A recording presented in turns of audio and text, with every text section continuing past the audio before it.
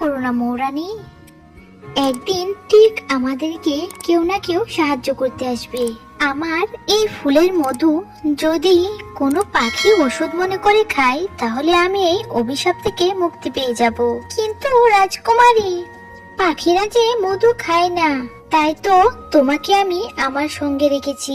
তুমি জঙ্গলে গিয়ে দেখবে কোনো পাখি যদি অসুস্থ থাকে, তাহলে তাকে তুমি আমার এই ফুলের কথা বলবে। সে যদি এই ফুলের মধু খায়, তাহলে আমিও তুমি মুক্তি পেয়ে যাব।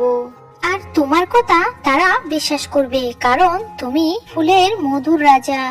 মৌরানী জঙ্গলে জঙ্গলে ঘুরতে লাগলো ও অসুস্থ পাখিদের খোঁজ করতে লাগলো। তখন সে একটা টুনির দেখা পায় ও সে টুনিকে জিজ্ঞেস করলো, কি ব্যাপার টুনি, তোমার কি হয়েছে? আমি উড়তে গিয়ে পড়ে গেছি। আমার ডানা ছোট, তাই আমি উড়তে পারি না।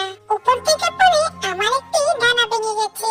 তোমার ডানা বড় করতে চাইলে আমার সাথে চলো। একটি লাল গোলাপের সন্ধান আমি জানি, যার মধু খেলে তোমার ডানা তাড়াতাড়ি বড় হয়ে যাবে আর তুমি আকাশে উড়তে পারবে ও তোমার শরীরের ব্যথা ঠিক হয়ে যাবে। তখন টুনি বলল, এটা আবার হয় নাকি? মিথ্যে কথা, আমি এগুলো বিশ্বাস করি না। চলে যাও, ফালতু কথা। মৌরানীকে অপমান করে তাড়িয়ে দিল টুনি।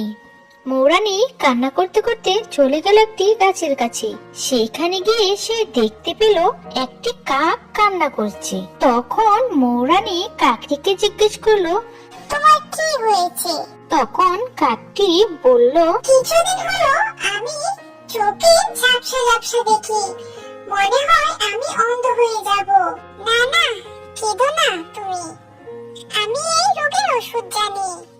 তুমি চলো আমার সাথে। ঠিক আছে চলো, এর আগে না হয় আমি অন্ধ হয়ে যাই। তারপর কাক ও মৌরানী চলে গেল সেই বাগানে। কাকটি সেই গোলাপ থেকে মধু পান করে। তারপর এক নিমেষে সেখান থেকে একটি সুন্দরী পরী বেরিয়ে আসে।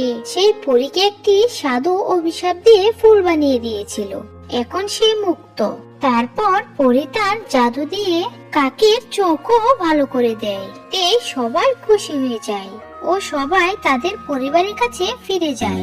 বন্ধুরা, আমাদের এই গল্পটি ভালো লেগে থাকলে আমাদের চ্যানেলটিকে অবশ্যই একটি লাইক করে সাবস্ক্রাইব করে পাশে থাকবেন।